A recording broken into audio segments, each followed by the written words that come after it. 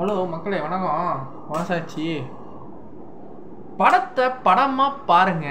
ஏன் அந்த படத்தில் இருக்கிற கருத்துக்களை வச்சு நீங்கள் ஏன் அதை ரியாலிட்டிக்கு கொண்டு வரீங்கன்னு எனக்கு தெரியலை. அதில் இருக்கிற கருத்துக்களை நம்ம நம்பணும். சமீபத்தில் இப்போ நம்ம அன்னபூரணி படம் நான் சபரிமலைக்கு போயிட்டு வந்து விரதம்லாம் முடிச்சுட்டு சபரிமலைக்கு போயிட்டு வந்து நான் அந்த படத்துக்கு தேட்டருக்குள்ள போய் பார்த்தேன். நயன்தாரா மேம் ஒரு அருமையாக நடிச்சிருந்தாங்க. படம் நல்ல ஸ்டோரி, அவங்களுக்கு பிடிச்சதை அவங்க செய்கிறாங்க. அதை தான் ஒரு மைய கருத்தாக வச்சு காட்டுறாங்க. அவங்க எய்மே ஒரு அக்ரஹாரத்து வீட்டு ஐயர் பொண்ணு தான். ஸோ அவங்களுக்கு பிடிச்சதை அவங்க செய்கிறாங்க. சரி, சமையலில் ஒரு நல்ல செஃப் ஆகணும். செஃப் ஆகணும்னா இப்போ நான்வெஜ்ஜு சமைக்கக்கூடாது, நான்வெஜ் சாப்பிடக்கூடாது பிராமின் கேர்ள்ஸ்லாம்.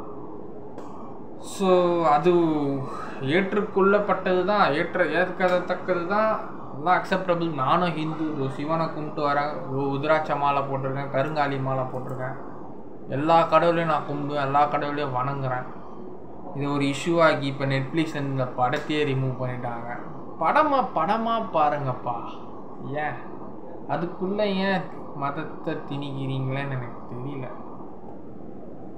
படத்தை படமாக பாருங்க, அது பொய், உண்மை கிடையாது. ஸோ அந்த இதில் எடுத்துருக்குறாங்க. ஸோ பிடிச்சதை சமைக்கணும்னு ஆசைப்பட்றாங்க, பிடிச்ச ஒரு அந்தஸ்தில் இருக்கணும்னு நினைக்கிறாங்க, பிடிச்ச மாதிரி வாழணும்.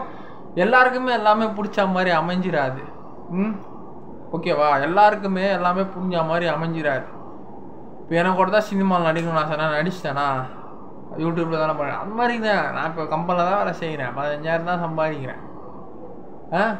எல்லாருக்குமே எல்லாமே பிடிச்ச மாதிரி அமைஞ்சிடாது. அது அமைகிறதுல அது ரொம்ப லக்கு, ரேரு, புண்ணியம் பண்ணியிருக்கணும், உழைக்கணும். திறமை இருக்கிறவங்க கூட தோப்பான், ஆனால் உழைக்கிறவன் என்றைக்குமே தோக்க மாட்டான். அதை தெரிஞ்சுக்கணும். ஸோ பிடிச்சவங்களுக்கு பிடிச்ச தொழிலை பண்ணுங்க, சந்தோஷமாக இருங்க, கவலைப்பட வேண்டாம் யாரும். ஓகேவா? டைம் எல்லாமே ஒரு டைம் தான். டைம் அடிச்சிச்சின்னு வச்சுக்கோங்களேன், யார் எங்கே இருப்பாங்கன்னு யாருக்குமே தெரியாது. ஸோ ஏன் இந்த அன்னபூர்ணி படத்தை இப்படி பண்ணியிருக்கிறீங்க நெட்ஃப்ளிக்ஸில் நினைக்கிட்டீங்க? கடவுளே,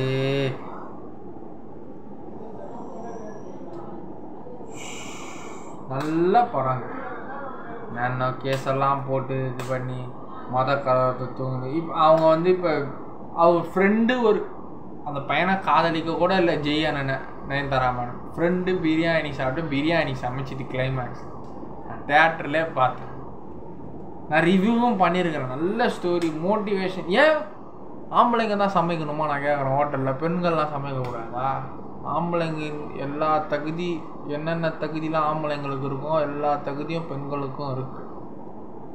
ஆம்பளைங்க மட்டும்தான் சாதிக்கக்கூடாது இல்லை, பெண்களும் சாதிக்கணும், அவங்களும் கிரேட்டாக இருக்கணும். ஒரு பொண்ணு இல்லைனா எனக்கு ஒரு பையன் கிடையாது, ஒரு பையன் இல்லைனாலும் பொண்ணு கிடையாது. ஓகே, அது என்னன்னு உங்களுக்கு தெரியும், நான் சொல்லக்கூடாது.